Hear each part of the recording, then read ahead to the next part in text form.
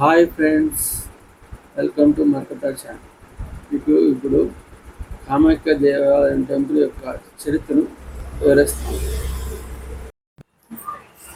ప్రఖ్యాత తాంత్రిక క్షేత్రం కామాఖ్య అద్భుత విశేషాలు. నీలాచల అనగా నీలం రంగులో ఉండే పర్వతం అని అర్థం. హైందవ తాంత్రిక ప్రపంచంలో అత్యంత శక్తివంతమైన క్షేత్రంగా ప్రసిద్ధికెక్కిన కామాఖ్య దేవాలయం ఈ పర్వతం పైనే ఉన్నది. దక్షయజ్ఞం జరిగిన సమయంలో దక్షుడు దురహంకారంతో చేసిన శివనిందను విని భరించలేకపోయిన సతీదేవి ఆత్మత్యాగం చేసుకొని మరణించింది. ఆ తర్వాత శివుడు దక్షయజ్ఞాన్ని నాశనం చేసి ఆ పైన సతీదేవి మృతదేహాన్ని భుజంపై వేసుకొని అన్ని లోకాలలో ఉగ్ర స్వరూపంతో సంచరించడం ప్రారంభించాడు. ఆ మృతదేహం యథాతథంగా ఉన్నంత వరకు శివుడికి సతీదేవి మీద అభిమానం పోదని మరియు సతీదేవి మరణం కారణంగా ఏర్పడిన ఆగ్రహం తగ్గదని గ్రహించిన మహావిష్ణువు ఆపై ఏమాత్రం ఆలస్యం చేయకుండా తన సుదర్శన చక్రంతో సతీదేవి మృతదేహాన్ని ముక్కలుగా ఖండించాడు. అలా ఖండించినప్పుడు సతీదేవి యొక్క మర్మాంగం ఈ ప్రదేశంలో పడింది. ఒక విశేషం ఏమిటంటే ఈ క్షేత్రంలో కామాఖ్యదేవి విగ్రహం ఉండదు. బావిలాగా లోతుగా ఉండే ప్రదేశంలో ఒక రాయి మీద యోని ఆకారంలో ఏర్పడిన ముద్రను కామాఖ్యదేవి ప్రతిరూపంగా పూజిస్తారు. ఒక విచిత్రం ఏమిటంటే ఈ యోని భాగం నుండి సంవత్సరంలో 365 రోజులు జలము కొద్ది పరిమాణంలో ప్రవహిస్తూ ఉంటుంది. అందువల్ల ఈ రాతి భాగం ఎప్పుడూ తడిగా ఉంటుంది. పూజలు చేసే సమయంలో మినహా ఇతర సమయాల్లో ఈ యోని భాగంపై ఎర్రటి వస్త్రాన్ని కప్పి దానిపై పువ్వులు వేసి ఉంచుతారు. పూజ చేసే సమయంలో భక్తులు ఈ రాతి యోనిని తమ చేతితో తాకి పూలతో పూజ చేసుకునే అవకాశం ఈ క్షేత్రంలో ఇవ్వబడింది. అంతేకాకుండా ఈ యోని భాగం నుండి వచ్చే జలాన్ని చాలామంది భక్తులు అత్యంత పవిత్రంగా భావించి తీర్థంగా తీసుకుంటారు. ఈ తీర్థాన్ని తీసుకున్న వారికి మరో జన్మ ఉండదని తంత్రశాస్త్రంలో ఉద్ఘాటిస్తున్నాయి. కామాఖ్య క్షేత్రం ఎలా ఏర్పడింది అనేది మీకు ఇప్పుడు చెప్తాను. కాళికా పురాణంలో ఒక చోట పరమశివుడు పార్వతీదేవికి ఈ క్షేత్రం ఎలా ఏర్పడిందో తెలియజేస్తాడు. ఈ వివరాలు ఇలా ఉన్నాయి. సృష్టి ప్రారంభమైన సమయంలో బ్రహ్మదేవుడు అద్భుతమైన సృష్టిని చేసి వివిధ జీవ జాతులను సృష్టించాడు. ఆ తర్వాత ఆయన తన సృష్టిని చూసుకొని ఎంతో సంతోషించాడు. ఆ తర్వాత తను మహాసృష్టికర్తను అని గర్వించాడు. నిజానికి అది పరాశక్తి ఇచ్చిన శక్తి కారణంగానే బ్రహ్మదేవుడు ఆ సృష్టిని చేయగలిగాడు. అయితే ఆ అహంకారం కారణంగా బ్రహ్మదేవుడు ఆది పరాశక్తిని మరియు ఆమె తనకు ఇచ్చిన శక్తిని మర్చిపోయాడు. ఏది ఏమైనా బ్రహ్మదేవుడి అహంకారాన్ని తగ్గించాలని పరాశక్తి నిర్ణయించుకున్నది. ఆపై ఆమె అతి భయంకరుడు మరియు మహాశక్తివంతుడైన ఒక రాక్షసుడిని సృష్టించింది. ఆ రాక్షసుడి పేరు కేసి. ఈ రాక్షసుడు హఠాత్తుగా బ్రహ్మదేవుని ముందు ప్రత్యక్షమయ్యి ఆయనను చంపాలని ప్రయత్నించాడు. అప్పటి వరకు తానే సర్వశక్తివంతుడిని అని ఎర్రవీగుతున్న బ్రహ్మదేవుడికి కేసి యొక్క రూపం చూడగానే అతని బలం ఎంతో స్పష్టంగా తెలిసిపోయింది. ఆపై బ్రహ్మదేవుడు ఏదో అనేలోగా ఆ కేసి బ్రహ్మదేవుడిని హతమార్చాలని తీవ్రంగా ప్రయత్నించాడు. తనని చంపడానికి వస్తున్న ఆ కేసి భార్య నుండి తప్పించుకోవడం కోసం బ్రహ్మదేవుడు బ్రహ్మలోకాన్ని వదిలిపెట్టి అంతరిక్షంలో పరుగులు తీయడం ప్రారంభించాడు. అప్పుడు కేసి బ్రహ్మదేవుడిని మింగడం కోసం తన నోరు పెద్దగా చేసినాడు. ఆ సమయంలో ఆ రాక్షసుడు తెరిచిన నోరు ఎంత పెద్దదిగా ఉన్నది అంటే బ్రహ్మదేవుడు ఎన్ని లోకాలను పరిగెత్తినా ఆయన ఇంకా కేసి యొక్క నోటికి దగ్గరలోనే ఉన్నాడు. అప్పటికి బ్రహ్మదేవునికి తన శక్తి ఎంత అల్పమైనదో అర్థమైపోయింది. అప్పుడు ఆయన 2 చేతులు జోడించి తనను క్షమించమని ఆ పరాశక్తిని ప్రార్థించాడు. ఎప్పుడైతే ఆమె ఆ బ్రహ్మదేవుని క్షమించిందో ఆ మరుక్షణమే ఆమె తన నోటికి ఒకసారి హా అని గట్టిగా అన్నది. ఆ అరుపు యొక్క తీవ్రతకి ఆ రాక్షసుడు భస్మంగా మారిపోయాడు. ఆదిపరాశక్తిని తక్కువగా అంచనా వేయడం వల్ల తనకు సంక్రమించిన పాపాన్ని తొలగించుకోవడం కోసం బ్రహ్మదేవుడు భస్మంగా మారిన ఆ కేశి రాక్షసుడి యొక్క భస్మం నుండి ఒక అద్భుతమైన పర్వతాన్ని సృష్టించాడు. ఆ తర్వాత ఆ పర్వతం మీద పశువులు ఆహారంగా తీసుకోవడానికి గరికను అనగా గడ్డిని సృష్టించాడు. పశువులు ఆ గడ్డిని తినడం వల్ల బ్రహ్మదేవుడి యొక్క పాపం నశించిపోయింది. బ్రహ్మదేవుడు సృష్టించిన ఆ పర్వతం మధ్యస్థాయి ఎత్తులో ఉంటుంది. ఆ తర్వాత కాలంలో ఈ పర్వతం పైన సతీదేవి యొక్క యోని పడటం వల్ల ఆ పర్వతం తీవ్రమైన నీలం రంగులోకి మారిపోయింది. అప్పటి నుండి ఈ పర్వతాన్ని నీలం రంగులో ఉండే పర్వతం అని పేరు వచ్చినది. నీలగిరి పర్వతంపై పడిన సతీదేవి యొక్క యోని పైన మొదటిసారి కామదేవుడు అనగా మన్మధుడు ఆలయాన్ని నిర్మించాడు. ఆ కారణంగానే ఆ ఆలయానికి కామాఖ్య అనే పేరు వచ్చింది. పురాణ కాలంలో కామరూప నేటి అస్సాం రాష్ట్రం ప్రాంతానికి ఎంతో పవిత్రమైన స్థానం ఉండేది. అందుకు కారణం ఏమిటంటే ఆ రాజ్యంలో ఉన్న కామాక్షి క్షేత్రమే అని గ్రహించాలి. కేవలం కామరూప ప్రాంతంలో జీవించిన కారణంగా ఆ ప్రాంతంలోని మానవులు చనిపోయిన తర్వాత నేరుగా స్వర్గానికి వెళ్ళిపోయేవారు.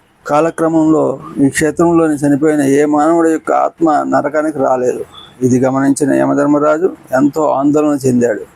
కేవలం కామాఖ్య ప్రాంతంలో జీవించిన కారణంగానే పాపాలు చేసిన మానవుడు కూడా చనిపోయిన తర్వాత స్వర్గానికే పోతున్నాడు.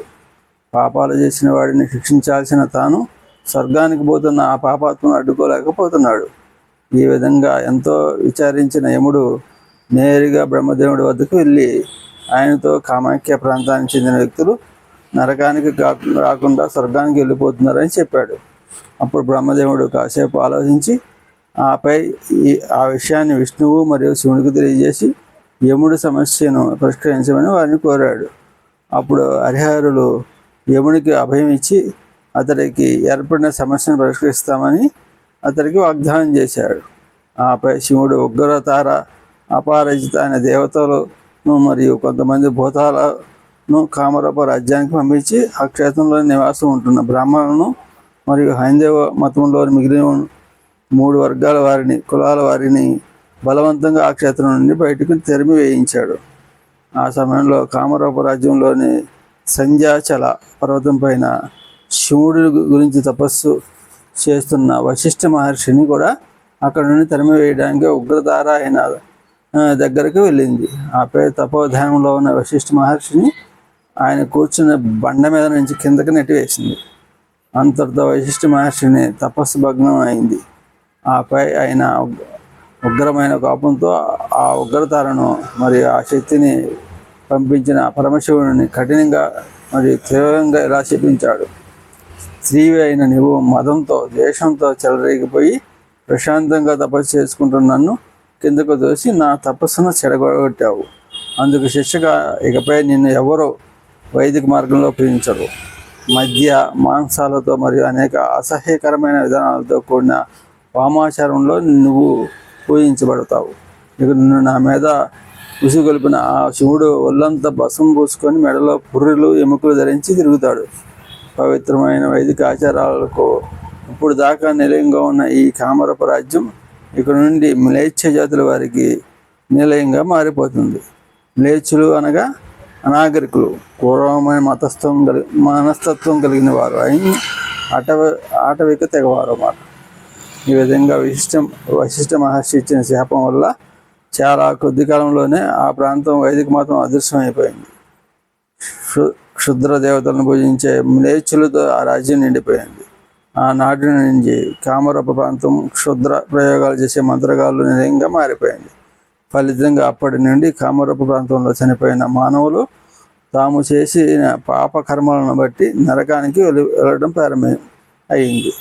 క్రీస్తు శకం 16వ శతాబ్దం ప్రారంభంలో కాలాపహర్ అనే పేరు గల ఒక బ్రాహ్మణ యువకుడు కొన్ని కారణాల వల్ల ఆ ప్రాంతాన్ని పరిపాలించే ఒక ముస్లిం సుల్తాన్ యొక్క కుమార్తెను వివాహం చేసుకున్నాడు. దాంతో ఆ ప్రాంతంలోని బ్రాహ్మణ కులస్తులు ఈ బ్రాహ్మణ యువకుడిని తమ కులం నుండి వెలివేశారు. తను వెలివేసిన ఆ బ్రాహ్మణులపై ప్రతీకారం తీర్చుకోవడం కోసం ఆ బ్రాహ్మణ యువకుడు ఆ ప్రాంతంలోని అనేక హైందవాలయాలను నాశనం చేయడం ప్రారంభించాడు. అంతేకాకుండా తాను జన్మించిన హిందూ మతాన్ని వదిలిపెట్టి మహమ్మదీయుడిగా మారిపోయాడు. ఆ సమయంలోనే ఈ కాలాపహార్ కామాఖ్య ఆలయాన్ని కూడా చాలా వరకు నాశనం చేశాడు. ఆ తర్వాత కొంతకాలానికి ఈశాన్య భారతదేశంలోని భాగమైన కాక్ రాజ్యాన్ని పరిపాలించిన నరనారాయణ అనే ప్రభువు ఒక సమయంలో తన చుట్టూ ఉన్న అనేక ప్రాంతాలను జయించి ఆపై ఒక సుల్తాన్ పరిపాలిస్తున్న బెంగాల్ రాజ్యాన్ని ఆక్రమించుకోవడం కోసం బెంగాల్పై దండయాత్ర చేశాడు. ఆ సమయంలో జరిగిన యుద్ధంలో నరనారాయణ యొక్క సైన్యాలు సావు దెబ్బతిన్నాయి. ఈ సైన్యాలకు అధిపతి మరియు అతని తమ్ముడైన చిలారాయ్ శత్రువులకు బందీగా చిక్కాడు. అలా బెంగాల్ సైనికులు చేత బంధించబడిన ఆ చిలారాయ్ కారాగారంలో నిర్బంధించబడ్డాడు. అలా కారాగారంలో పడి ఆవేదన చెందుతున్న చిలారాయికి ఒకరోజు స్వప్నంలో అమ్మవారు దర్శనమిచ్చి పై అతనితో ఇలా చెప్పింది: ఓ చిలారాయి, ఇప్పుడు దాకా నీ అన్న అయిన నరనారాయణకి ఎన్నో విజయాలు ప్రసాదించాను, కానీ అతను నాశనం అయిపోయిన నా ఆలయాన్ని, కామాఖ్య ఆలయం తిరిగి నిర్మించడానికి ఏ విధమైన ప్రయత్నం చేయలేదు. నన్ను నిర్లక్ష్యం చేశాడు. ఆ కారణంగానే మొన్న జరిగిన యుద్ధంలో నీ అన్న ఘోర పరాజయం పొందాడు. నువ్వు ఇలా కారాగారం పాలయ్యావు. తాము యుద్ధంలో ఓడిపోవడానికి కారణం తన అన్న కామాఖ్యదేవి పట్ల చూపిన నిర్లక్ష్యమే అని అర్థమైన చిలారాయి ఆ స్వప్నంలో అమ్మవారి పాదాలపై పడి నన్ను క్షమించమని వేడుకున్నాడు. చిలారాయి యొక్క ప్రార్థనకు శాంతించిన అమ్మవారు అతడితో, చిలారాయి, నీ సమస్య నేను పరిష్కరిస్తాను, మరి అందుకు ప్రతిఫలంగా నా ఆలయాన్ని నువ్వు తిరిగి నిర్మిస్తావా అన్నది. అప్పుడు చిలారాయి తాను ఈ కారాగారం నుండి బయటపడితే తప్పనిసరిగా మరియు చాలా తొందరలో ఆలయాన్ని నిర్మిస్తానని అమ్మవారికి మాట ఇచ్చాడు. ఆ తర్వాత అమ్మవారు అదృశ్యమైపోయింది. ఆ మర్నాడు ఉదయం అమ్మవారి మహత్యం కారణంగా రాజ్య సుల్తాన్ యొక్క తల్లిని ఒక నల్ల త్రాసు పాము కాటు వేసింది. రాజ్యంలోని ఎందరో వైద్యులు ఎంత ప్రయత్నించి సుల్తాన్ తల్లిని పాము కాటు వల్ల ఏర్పడిన మైకం దిగలేదు. ఆమె కట్టేలా బిగుసుకుపోయి అలా ఉండిపోయింది. అలాంటి పరిస్థితుల్లో అమ్మవారి సలహాపై చిలారాయి తాను ఆ పాము కాటుకి తగిన వైద్యం చేస్తానని ఒక భటుడి ద్వారా సుల్తాన్కి కబురు చేశాడు. తన తల్లిని ఎలాగే రక్షించుకోవాలని ఆతృత పడుతున్న ఆ సుల్తాన్ ఆపై మరేమీ ఆలోచించకుండా చిలారాయిని కారాగారం నుండి బయటకు రప్పించాడు.